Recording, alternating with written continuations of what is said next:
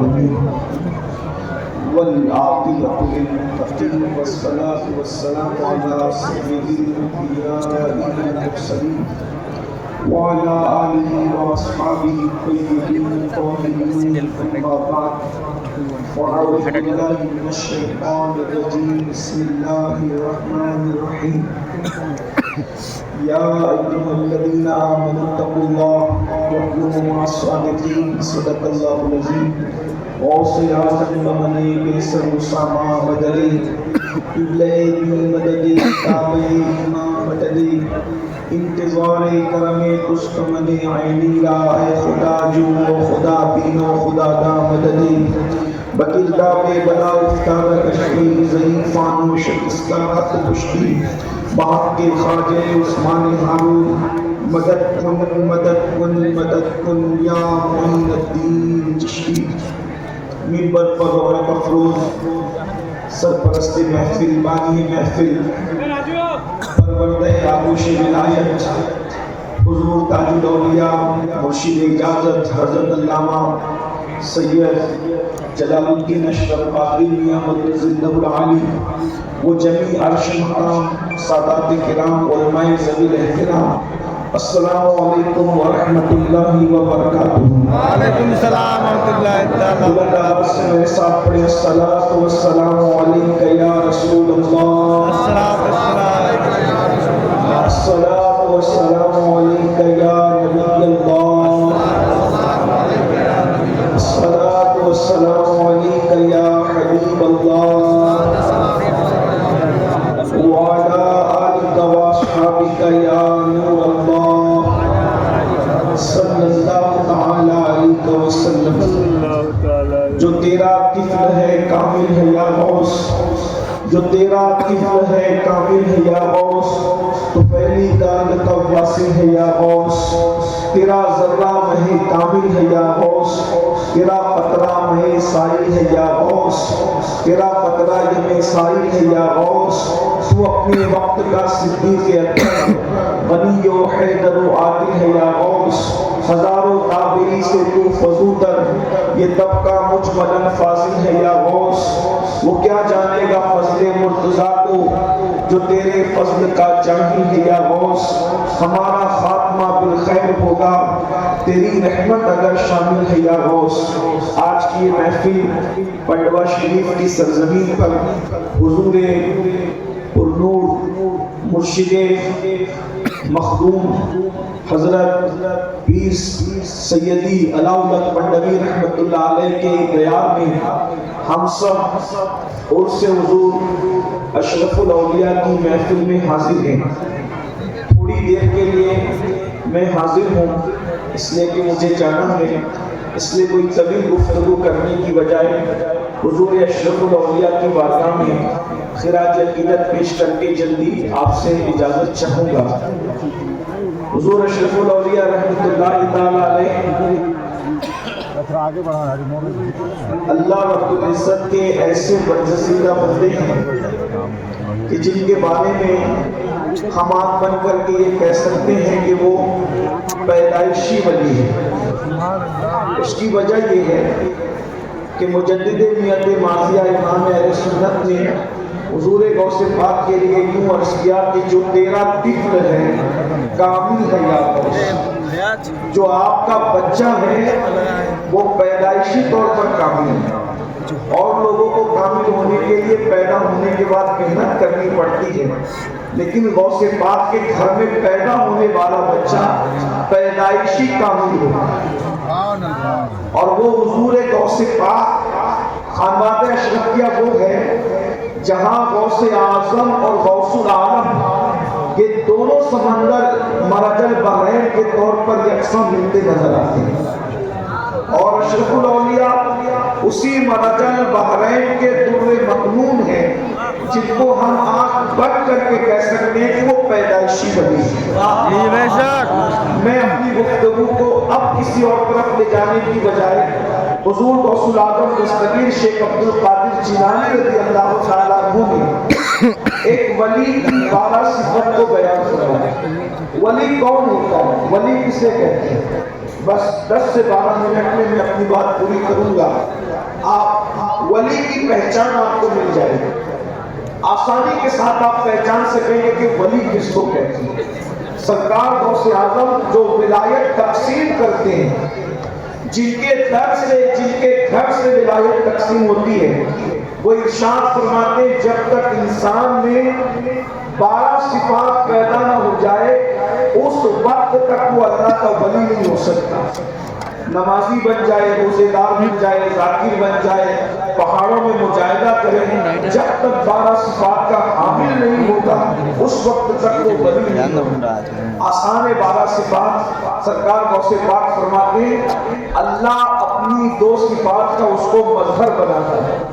وہ اللہ کی 2 صفات کا مظہر ہوتا ہے، وہ رسول اللہ کی 2 صفات کا مظہر ہوتا ہے، وہ صدیق اکبر کی 2 صفات کا مظہر ہوتا ہے، وہ فاروق اعظم کی 2 صفات کا مظہر ہوتا ہے، وہ عثمان غنی کی 2 صفات کا مظہر ہوتا ہے، وہ مولا علی کی 2 صفات کا مظہر ہوتا ہے۔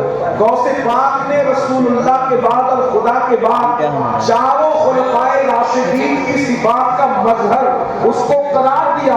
اس سے پتہ چلا نہ رافضی ولی ہو سکتا ہے نہ ناصبی ولی ہو سکتا ہے، ولایت اگر نہیں ہوگی تو صرف اور صرف پیور اہل سنت و جماعت کے پاس ہوگا۔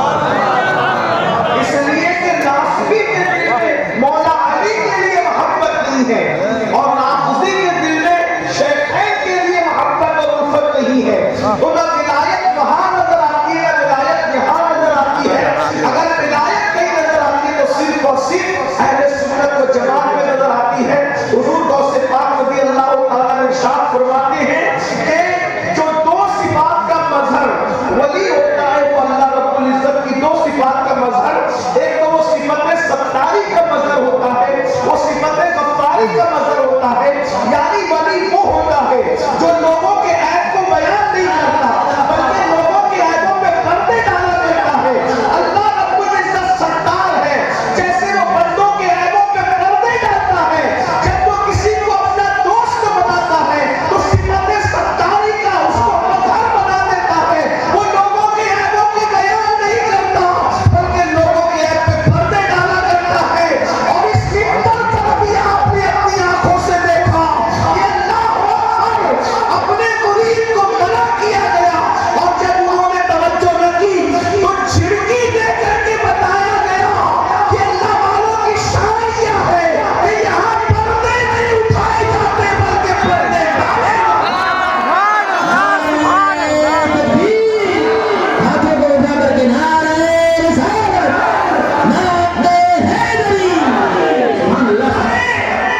جب تاج الاولیاء کی پردہ پوشی میں یہ عالم ہے تو اشرف الاولیاء کی پردہ پوشی میں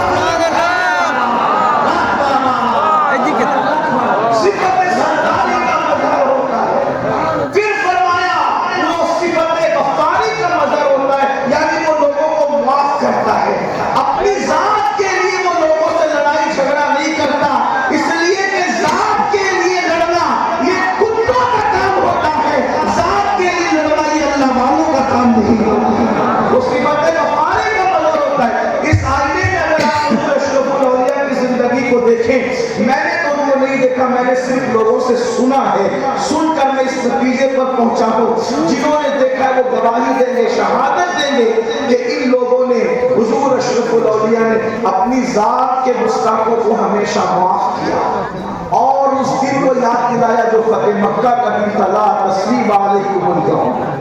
اور یہاں تو چشتیت ہے اور خاص طور پر یہاں چشتیت اور قادریت کا بھی سنگم ہے۔ چشتیت اس اعتبار سے ہے کہ مکتوم اشرف جہانگیر سمنانی جیسا سلسلہ چشتیہ کا وہ عظیم نمائندہ جس نے سلسلہ چشتیت کو بام عروج تک پہنچایا، اور اسی لیے ان کے مرشد کو ان میں راز تھا۔ مرشد اپنے بیٹے کو خدمت سونپتے ہیں کہ تمہیں جنگل سے لکڑیاں لانے جانا ہوگا، اور سارے خلفاء مریدین کو ذمہ داریاں سونپتے ہیں، خانقاہ میں جھاڑو لگانا ہوگا، برتنوں کو صاف کرنا ہوگا، لنگر تقسیم کرنا ہوگا، مہمانوں کی خدمت کرنا ہوگا۔ بیٹے کو بھی کام دیا، سارے مرید اور خلفاء کو کام دیا، لیکن جب میرے مخدوم اشرف سینا نے عرض کیا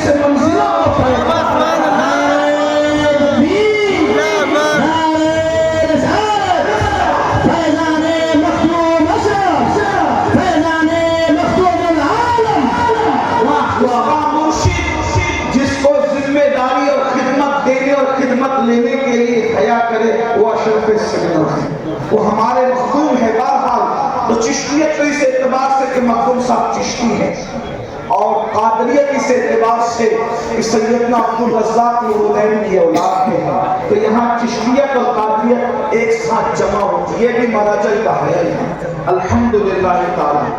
تو چشتیت اور قادریت کو جمع کرنے کی بات کر رہا ہوں تو یہ کہ یہاں ہائے کیا بات، اشرفی صحبہ شراب سنجری، سبحان اللہ، ایک ہی شیشے میں ہے دونوں بھری، قادری صحبہ شراب سنجری، ایک ہی شیشے میں ہے دونوں بھری، قادری صحبہ شراب سنجری، قادری صحبہ شراب سنجری، ایک ہی شیشے میں ہے دونوں بھری۔ کیا خوش نصیبی ہے ہم لوگوں کی۔ تو قادریت اور چشتیت جب ملی ہوئی ہے تو دونوں میں اب بات کیا ہے؟ حضور غوث پاک فرماتے ہیں کہ میرا گھوڑا بے لگام ہے اور میری تلوار بے نیام ہے، اور چشتی لوگ کہتے ہیں خواجہ نصیر الدین چراغ دہلوی رضی اللہ تبارک و تعالیٰ عنہ کہ ہم چشتی لوگ کسی سے الجھتے نہیں، ہم نے اپنی تلوار ننگی کر کے رکھی ہے، جو آ کر کے الجھے گا اس کا قصہ خود ہی تمام ہو جائے گا۔ لیکن یہ اللہ والے اپنی ذات کے لیے کسی سے نہیں، یہ اپنی ذات کے دشمنوں کو معاف کر کے صفت غفاری کا مظہر ہوتے ہیں، اپنی ذات کے لیے نہیں لڑتے، بلکہ سرکار بابا فرید الدین گنج شکر رضی اللہ تعالیٰ کو یہاں تک فرماتے ہیں کہ بھائی ہم صحیح لوگ ہیں، اللہ والے لوگ ہیں، ہمارے سامنے کینچی کی بات نہ کیا کرو بلکہ سوئی دھاگے کی بات کیا کرو، کیونکہ کینچی ایک کو دو کر دیا کرتی ہے اور سوئی دھاگا ایک کو دو کو ایک کر دیا کرتا ہے۔ یہ خنقہ ہے، یہاں پر ایک کو دو نہیں کیا جاتا بلکہ دو کو ایک کیا جاتا ہے۔ یہ سرکار بابا فرید گنج شکر رضی اللہ تعالیٰ کی تعلیم۔ اللہ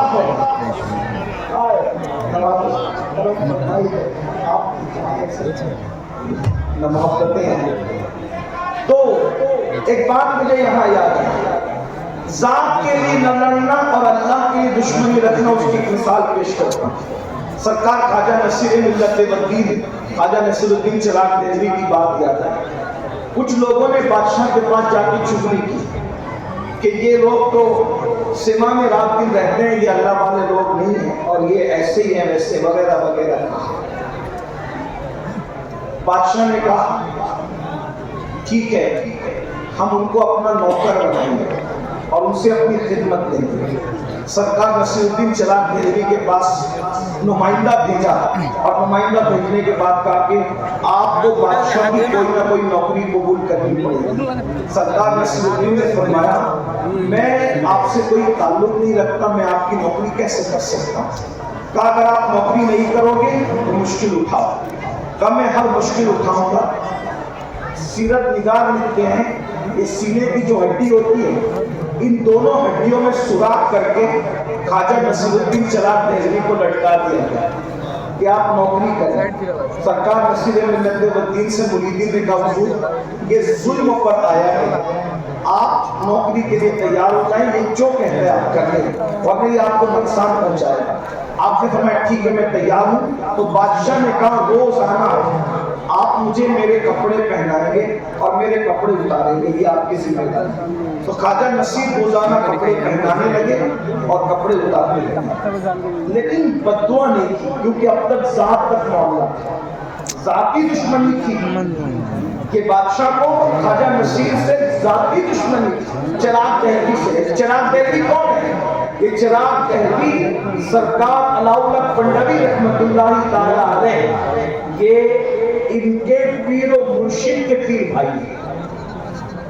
حضرت اخی سراج آئینہ ہند کے پیر بھائی، ان دونوں کے پیر و مرشد نظام ملت والدین سلطان المشائخ خواجہ نظام الدین اولیاء رضی اللہ تعالیٰ۔ ذاتی دشمنی ہے، ہڈی میں سوراخ کر کے لٹکا دیے گئے، لیکن بددعا نہیں کی، معاف کریں۔ اس کو کرتا پہناتے ہیں، کرتا اتارتے ہیں، حاسدوں نے کہا کہ معاملہ صحیح چل رہا ہے، نصیر کا امتحان لو۔ ایک دن بادشاہ کو تاخیر سے لائے اور اتنے لیٹ لائے کہ خواجہ نصیر الدین چراغ دہلوی کی نماز عصر قضا ہونے کے قریب آ گئی۔ اللہ کے رسول علیہ السلام نے فرمایا مومن کی عصر اس وقت ہوتی ہے جب سورج اپنی حالت پر ہوتا ہے، اور جب سورج میں تغیر آ جائے تو ڈوبنے کے قریب ہو جائے، پھر وہ مومن کی نہیں بلکہ منافق کی نماز ہوتی ہے۔ یعنی جب سورج ڈوبنے کے قریب ہو تو اللہ کے رسول علیہ السلام و تسلیم نے فرمایا اس وقت نماز پڑھنا یہ نفاق کی علامت ہے۔ یہ نفاق اعتقادی نہیں کہتے اس کو، نفاق عملی کہتے ہیں اس کو۔ لیکن بہرحال اللہ والے اس وقت بھی نماز پڑھنے کو پسند نہیں کرتے تھے، بلکہ مسنون وقت میں نماز پڑھنے کو پسند۔ ابھی حضور مرشد اجازت کے سرکار وارث پاک کا ذکر کیا کہ وارث پاک کسی کے پیچھے نماز نہیں پڑھتے بلکہ وارث پاک الگ نماز پڑھتے۔ تو لوگ یہ مشہور کرتے تھے کہ وارث پاک نماز ہی نہیں پڑھتے، وہ نماز پڑھتے تھے مگر کمرے میں چھپ کے پڑھتے، جیسا کہ حضرت نے اشارہ کیا۔ لوگ کہتے تھے اب جماعت کے ساتھ نہیں پڑھتے، جماعت کے ساتھ نہیں پڑھتے، تو وارث پاک کہتے تھے ارے جماعت سے پڑھانا ہے تو علی حسین اشرفی کیسا امام لا کر کے دو۔ اگر وارث پاک کو پیچھے کھڑا کرنا ہے تو کوئی علی حسین اشرفی جیسا لا کر کے امام دو، اور کسی ایک کے پیچھے کھڑا کر دیا وارث پاک کو، تو نماز کے بعد وارث پاک نے کہا سنا سنا امام صاحب آپ نے ہم کا بہت تھکایا۔ سرکار وارث پاک کہتے بہت تھکایا آپ نے ہم کا۔ کہا وہ کیسے؟ کہا ہم تو آپ کے پیچھے نماز کے لیے کھڑے ہو گئے، لیکن کبھی چارے کی دکان پر، کرانہ دکان پر، کبھی کہیں لے کے بھٹکتے رہے، جہاں امام گیا پیچھے کچھ وارث تھے۔ تو کہا ایسی نماز بھی کیا نماز ہے؟ لیکن یہ ہم لوگوں کے لیے، ہم لوگوں کو تو ہر صحیح عقیدہ کی ابتدا کرنی چاہیے کہ وارث پاک کا مرتبہ اور ہمارا مرتبہ اور ہے۔ تو اندازہ فرمائے تو بھائیو ہم لوگ کیا ہیں، کسی نے حجاج سے کہا او حجاج تو بھی ہمارا امام ہے اور ابو بکر بھی قوم کے امام تھے، تو کتنا بدمعاش ہو، کتنے اچھے تھے۔ حجاج تو حجاج تھا، بدمعاش تھا، لیکن حاضر جواب تھا۔ اس نے کہا تم ابو ہریرہ بن جاؤ، میں بھی ابو بکر صدیق جیسا بن جاؤں۔ جب تم ابو ہریرہ نہیں بن سکتے تو تمہیں ابو بکر صدیق جیسا امام کیسے مل سکتا ہے؟ بس میں یہی آپ سے کہنا چاہتا ہوں جب ہم وارث پاک نہیں بن سکتے تو ہمیں بھی علی حسین اشرفی بھی جیسا امام نہیں بن سکتا۔ سود کھاتے رہو گے، حرام کھاتے رہو گے، عورتوں پہ بد نظری کرتے رہو گے، اسی طریقے سے اپنی بیٹیوں کو بازار اور گلیوں میں بے پردہ گھماتے رہو گے، اور پھر سوچو کہ ہمیں بھی اعلیٰ حضرت اشرفی میاں جیسا امام مل جائے۔ تو بات ایسی ہونا جیسے ہم رہیں گے ویسے، جیسے ہم ویسے ہمارے امام، جیسے ہم ویسے ہمارے پیر، جیسے ہم ویسے ہمارے مشائخ۔ ارے تو خسرو بن، تیرا پیر نظام الدین محمود الہی تو ہے۔ سبحان اللہ، سبحان اللہ، واہ۔ پیر کو تلاش کرنے کی ضرورت نہیں، ہم نے خسرو بننا ہے۔ اگر تو اشرف سمنا بن جائے تو علاؤ الحق پنڈوی جیسا پیر ہوگا۔ اگر تو اللہ اکبر قطب الدین بن جائے تو تجھے معین الدین غریب نواز جیسا پیر مل جائے گا۔ لیکن بات تو اتنی ہے نا، اصل کمی ہمارے اندر ہے اور ہم نظام لوگوں پہ رکھتے ہیں۔ تو یہ بات میں کہہ رہا تھا کیا، بس بات ختم ہی کر دوں۔ اللہ اکبر کہ خواجہ نصیر الدین چراغ دہلوی کے ساتھ معاملہ چل رہا تھا، خدمت کر رہے تھے، اتنی دیر سے لائے بادشاہ کو کہ سورج غروب ہونے کے قریب آئے اور نماز، اور آپ کی آنکھوں میں آنسو آئے کہ کیا میں بکروں وقت میں اثر کی نماز پڑھوں گا؟ غصہ ہے۔ اب تک ذاتی دشمنی تھی، نصیر الدین نے ہر تکلیف جھیلی، تکلیف برداشت کی، لیکن جب دین پر بات آئی، نماز ترک ہونے کی بات آئی، نماز قضا ہونے کی بات آئی، مکروہ وقت میں نماز پڑھنے کی بات آئی، تو اس کے بعد کرتا تو پہنایا اور پہناتے ہوئے آنکھ میں آنسو لے کر باندھتے ہوئے کہا باندھے نصیر کھولے دستار۔ یہ ولی کی زبان ہے، یہ ولی کی زبان ہے۔ گفتے اللہ بوت گرچہ الخلقو میں عبداللہ بوت، اس کی بولی گویا کہ خدا کی طرف سے ہوتی ہے، وہ اللہ کا ولی بولتا ہے مگر ولی کی زبان پر خدا کا فرمان جاری ہوتا ہے۔ کس شان سے کہا باندھے نصیر کھولے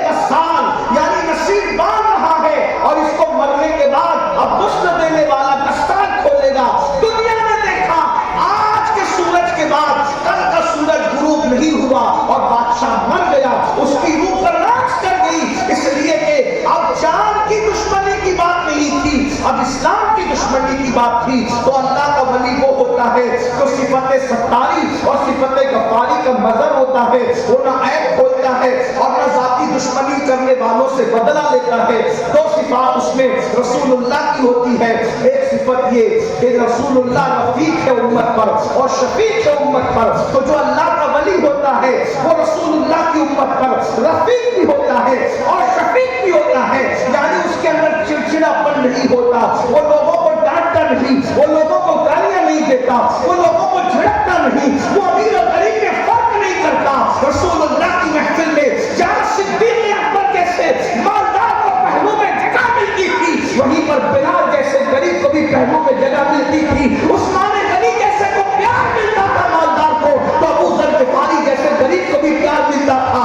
اسی طرح جیسے مصطفیٰ جان رحمت امت پر رفیق اور شفیق تھے، جب اللہ کسی کو ولی بناتا ہے تو اس کے اندر بھی رفقت اور شفقت کا انداز پیدا کر دیتا ہے، وہ ماں کی طرح پیار کرتا ہے، وہ شفقت دیتا ہے، وہ محبت کرتا ہے۔ دو صفات اس میں صدیق اکبر کی ہوتی ہے، وہ صادق ہوتا ہے، وہ مصدق ہوتا ہے، یعنی کہ وہ سچ بولتا ہے اور سچ کی تصدیق کرتا ہے۔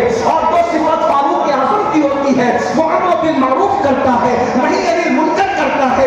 امر بالمعروف کا مطلب یہ ہے وہ نیکی کا حکم دیتا ہے اور بری باتوں سے منع کرتا ہے۔ اس کے سامنے جب کوئی برا کام کیا جائے وہ بے چین ہو جاتا ہے، وہ برائی کو روک دیتا ہے۔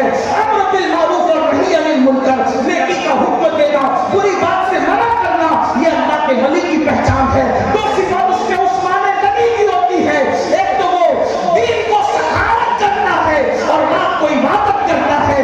اس کا مطلب یہ ہے کہ ولی لوٹنے والا نہیں ہوتا بلکہ ولی لٹانے والا ہوتا ہے۔ ہم نے ہر ولی کو لوٹنے نہیں بلکہ لٹانے دیکھا ہے۔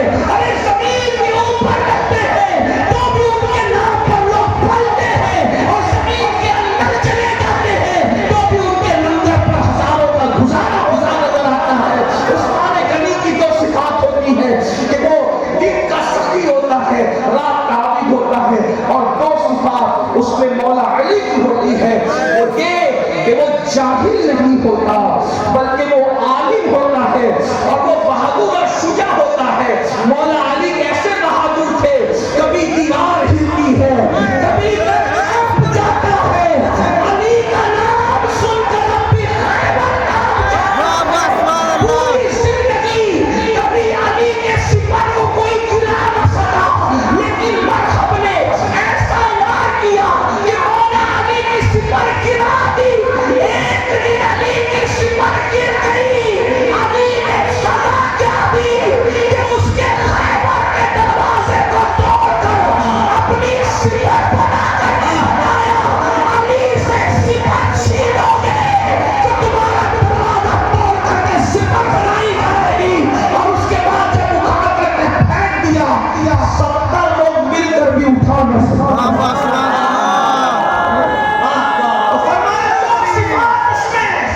دو صفات اس میں مولا علی کی ہوتی ہے، وہ بہادر ہوتا ہے اور وہ عالم ہوتا ہے۔